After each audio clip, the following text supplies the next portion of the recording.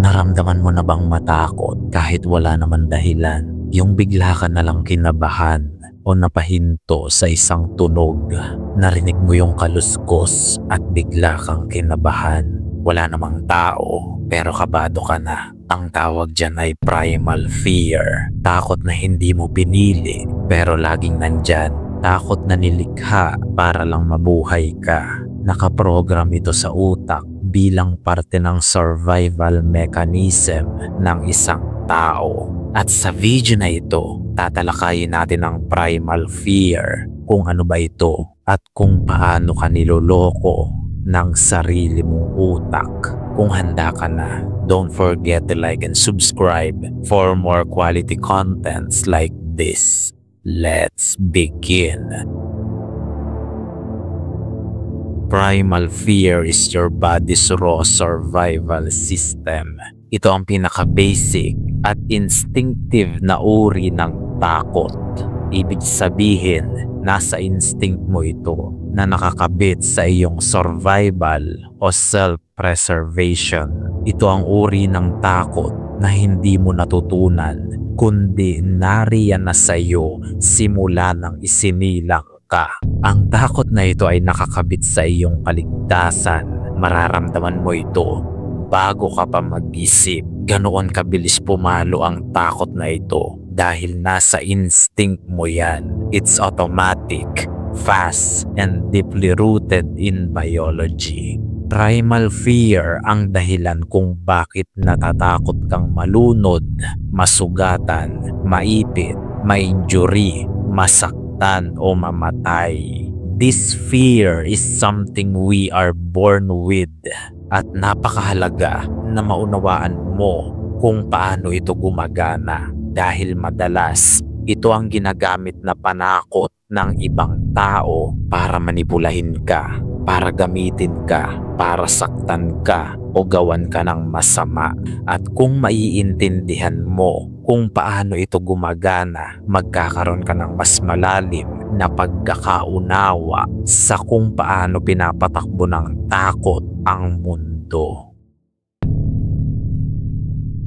Primal fear evolved to protect early humans from threats. Mayroon tayo nito simula't sapol upang maprotektahan ang sarili natin mula sa mga panganib noong unang panahon pa. Ang primal fear ay masasabi nating isang pangangailangan simula pa noong unang panahon para sa preservation ng lahi ng mga tao. Ito ay parang alarm system ng katawan mo para signalan ka sa potential danger na papalapit. Ito ang signal na ginagawa ng katawan mo para ihanda ka sa susunod na mangyayari. Dahil sa oras na maramdaman mo ito, ibig sabihin nasa panganib ang buhay mo at kailangan may gawin ka.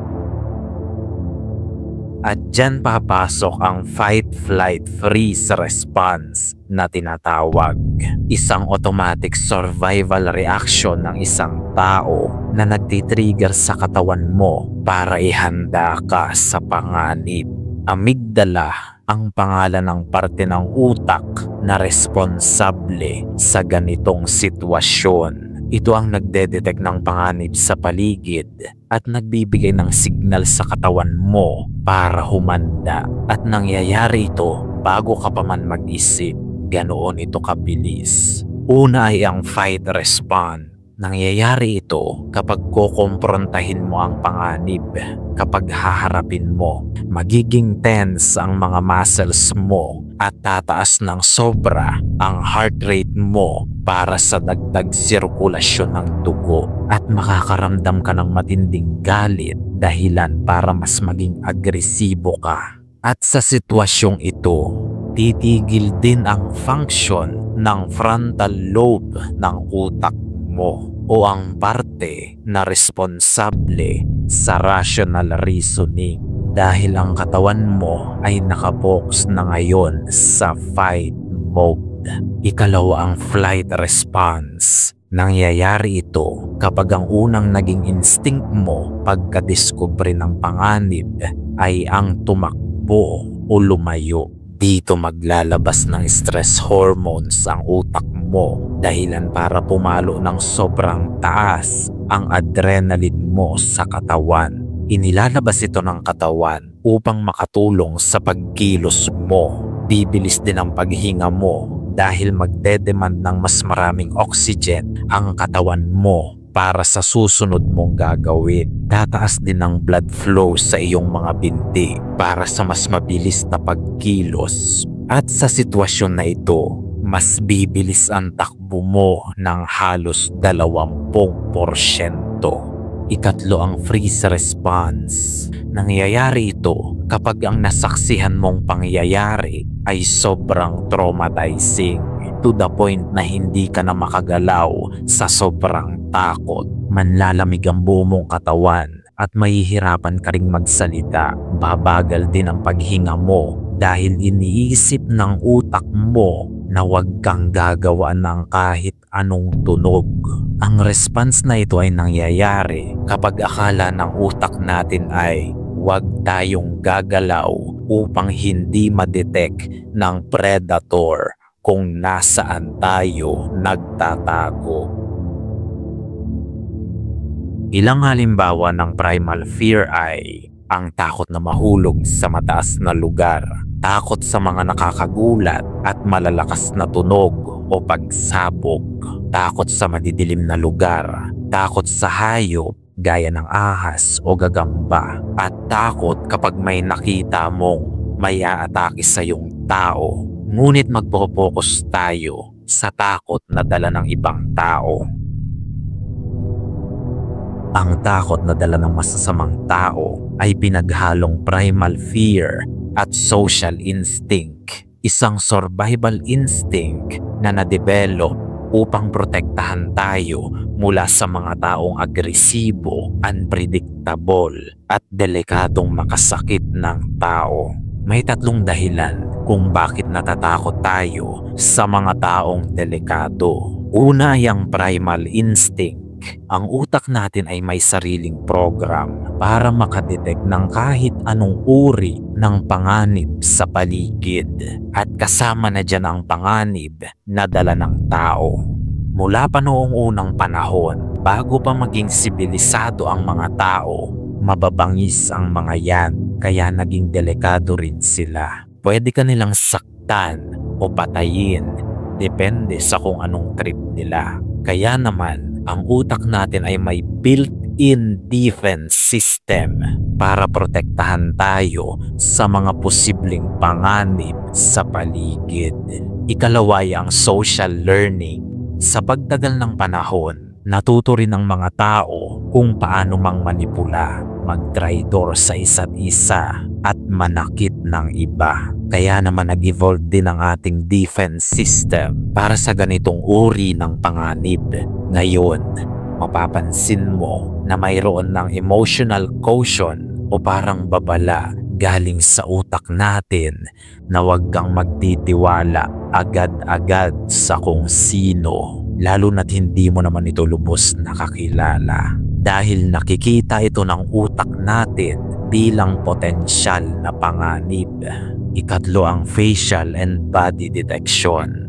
Nabanggit ko kanina ang amygdala, isang parte ng utak natin na responsable sa pag-detect ng mga panganib sa paligid. Sobrang talino niyan dahil yan ang nagsasabi kung ang facial expression ba, body language at tono ng boses ng isang tao ay nagpapahiwatig ng panganib, at nalalaman agad iyon ng utak natin bago pa man natin ma-realize na delikado nga ang taong iyon. Ito ang realidad. Kapag mahina ang isip at katawan mo, magiging pulutan ka ng masasamang tao. Para kang lampang walang kalaban-laban. Kaya naman, ang nag-iisang solusyon lang ay palakasin mo ang katawan mo. Train your body to become a living weapon. Mag-aral ka ng iba't ibang martial arts. Mag-aral kang sumuntok. Mag-aral kang sumipa para depensahan ang sarili mo mula sa mga taong tanga at nagsisiga-sigaan lang. Kapag nag-ensayo ka para gawing delikado ang sarili mo, magiging delikado ka talaga. Hindi na ikaw ang matatakot sa tuwing maglalakad kang mag-isa sa dilim na baka harangin ka ng taong gusto kang saktan. Kapag mahina ang katawan at isipan mo, lalamunin ka dyan ng primal fear. Ngunit kung kaya mo silang labanan at alam mo na nasa kamay mo ang buhay ng mga taong iyan, wala kang dapat katakutan. Kapag natuto ka kung paano sumipa at sumuntok ng tama, marirealize mo na mas delikado pa rin ang katawan mo kaysa sa taong may hawak na baril. Hindi ako nagpo-promote ng violence dito, lilinawin ko lang yan.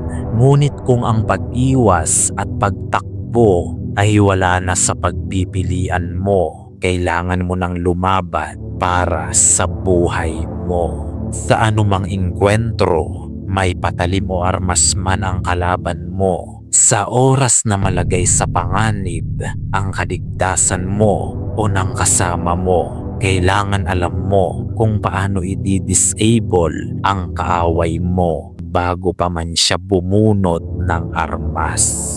Gamit lang ang kamao o ang mga binti mo. Dito papasok ang human body pressure points. May mga partes sa katawan ng tao na kapag inatake mo ng may matinding puwersa at precision, maaari mong ma-disable ang taong iyon ng pansamantala. Hindi mo kailangang makipagpalitan ng suntok. Basta alam mo lang kung saan patatamain at kung gaano kalakas ang puwersa na gagamitin.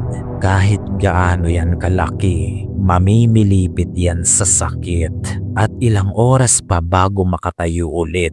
Hindi mo kailangan ng patalim o armas. Aralin mo ang iba't ibang pressure points sa katawan ng tao dahil kailangan mong i-disable ang attacker mo. Dahil kapag able pa rin ang attacker mo, nasa panganib ka pa rin.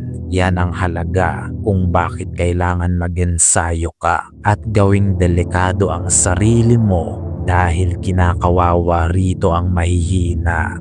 Kung nagustuhan mo ang topic na ito, comment ensayo at ipangako mo sa sarili mo na palalakasin mo ang katawan at isipan mo mula ngayon. At makakaasa kang kasabay mo ako sa bagay na yan.